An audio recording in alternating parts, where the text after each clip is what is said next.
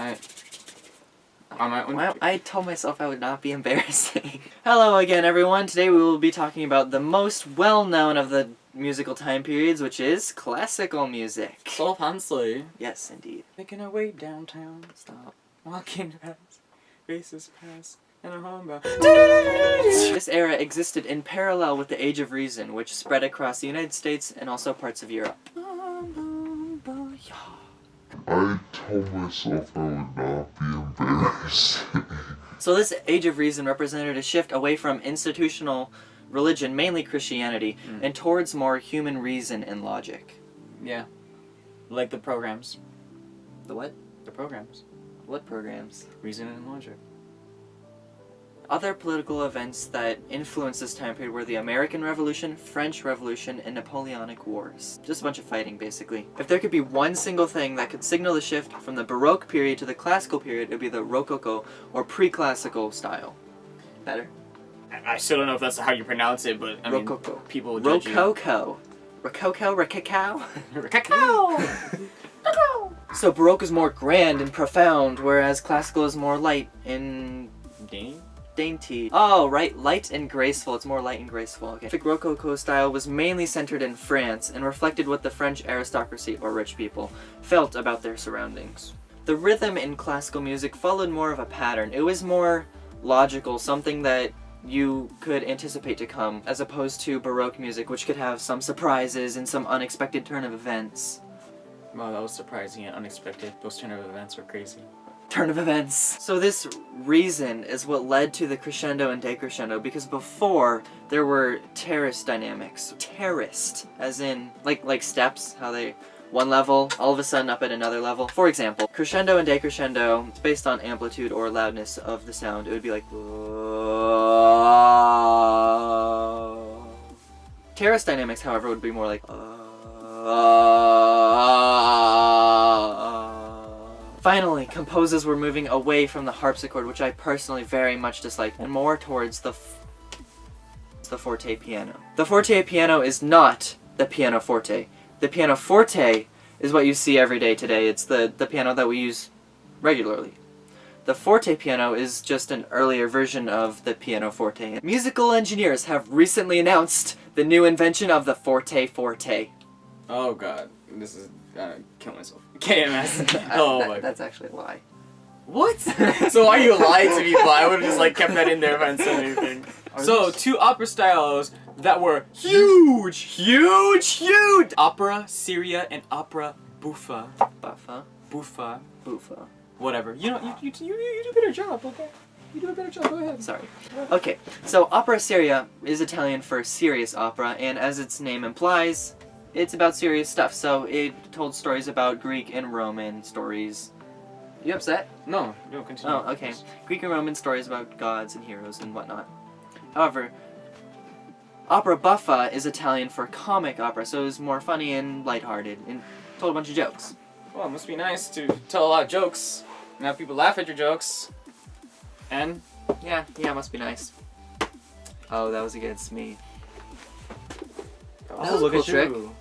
Look at Shu! Look at Shu! The monophonic style of having only one voice or one melody played at a time, which came from Gregorian chant days several hundred years ago, made a prominent comeback and was one of the most popular styles during the classical period.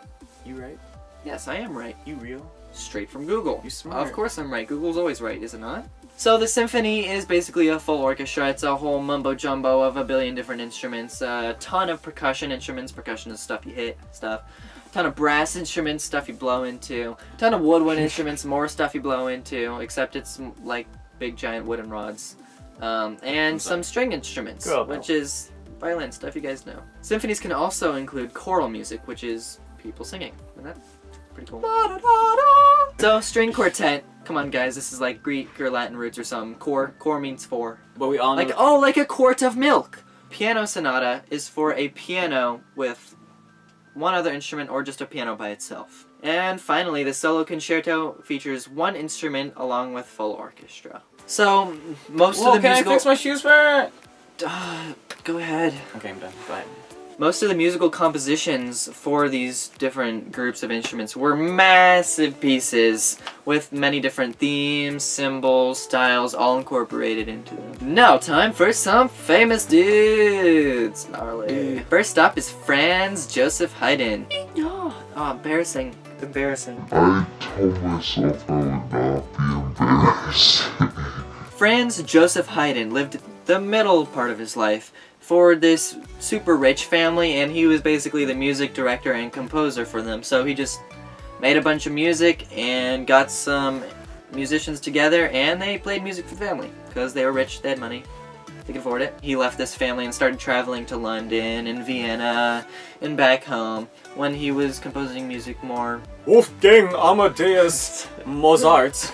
He's actually kind of a superhuman because at the age of 6 he's already learned how to play the harpsichord and violin. I wish I could walk at 6. Dude, that's pretty sad. Learning how to walk, Amadeus Mozart already knew how to play 2 instruments. But could he walk though? I actually don't know. See, I already have a leg up on him. Wait, that wasn't supposed to be a pun, but I'm kind of glad it was a pun. So in this guy, at the age of 6, okay, maybe not 6, but when he was still young, he was already composing a bunch of music, and it was making him extremely famous. He was a celebrity at the time. However, as he was getting... I'm listening, okay? Just continue. Okay. However, as he was getting older and older, more people started to dislike him, and he was losing popularity. So by the time he's dead, he wasn't the big cheese anymore.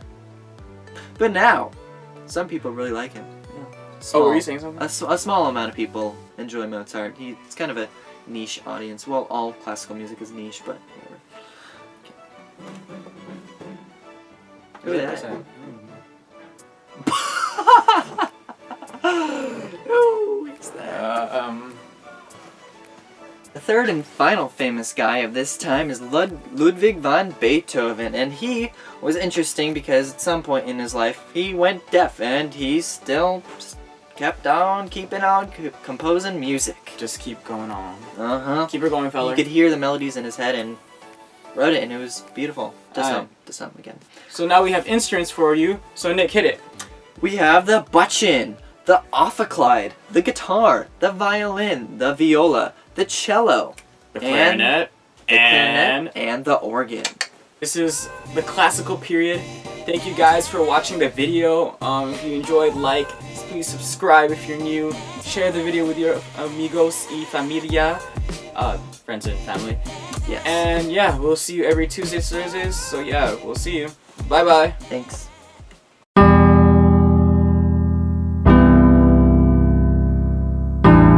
I told myself I would not be embarrassing.